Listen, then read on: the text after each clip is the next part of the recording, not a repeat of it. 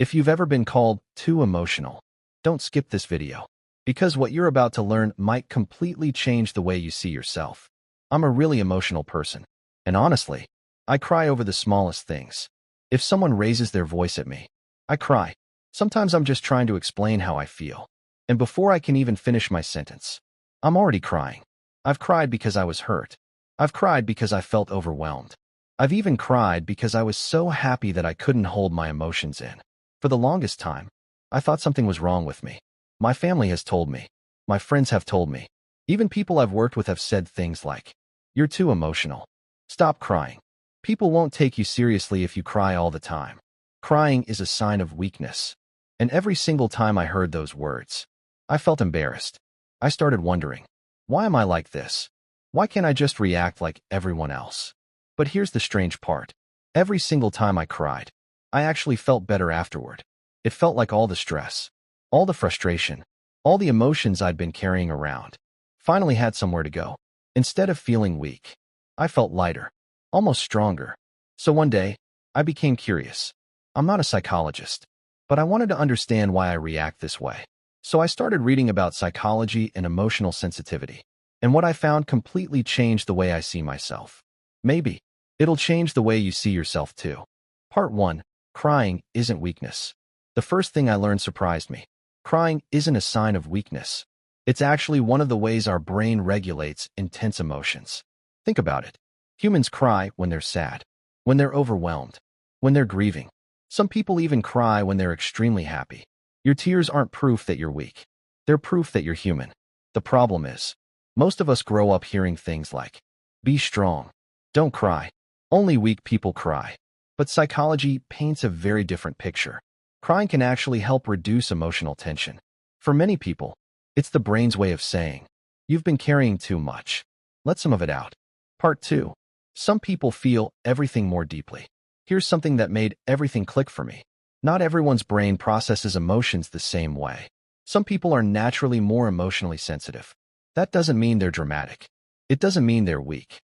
It simply means their nervous system reacts more deeply to emotional experiences. Imagine two people standing in the rain.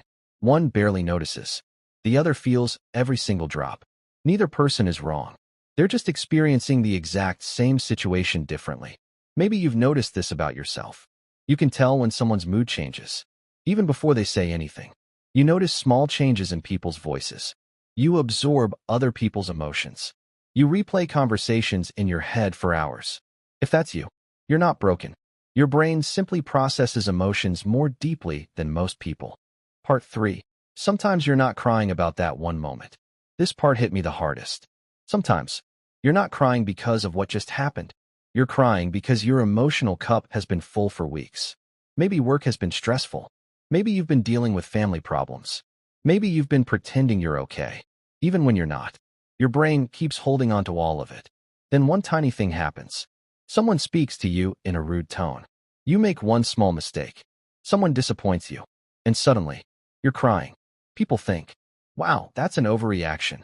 But they didn't see everything you were carrying before that moment. That tiny event wasn't the cause. It was simply the last drop. Part 4. Your past shapes your emotional reactions. Another thing psychology teaches us is that our past matters. If you've experienced rejection, criticism, bullying, or emotional neglect, your brain remembers. Not because it's trying to hurt you, because it's trying to protect you. Sometimes, it becomes extra alert to emotional pain.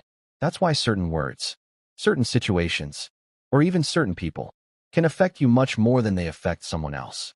Your brain isn't trying to make life difficult. It's trying to keep you safe, even if it sometimes overreacts.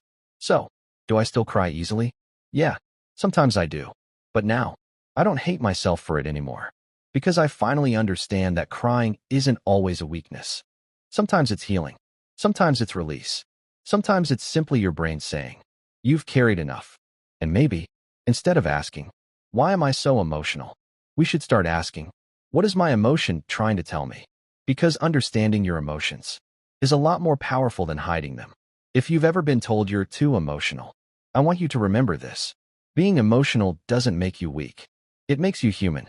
And if this video made you feel a little less alone, I'd love to know your story. What's one moment that made you cry? even though everyone else thought it was no big deal? Share it in the comments. You never know who might read your story and realize they're not alone. And if you enjoy videos about psychology, emotions, and understanding the human mind, don't forget to subscribe. I'll see you in the next one.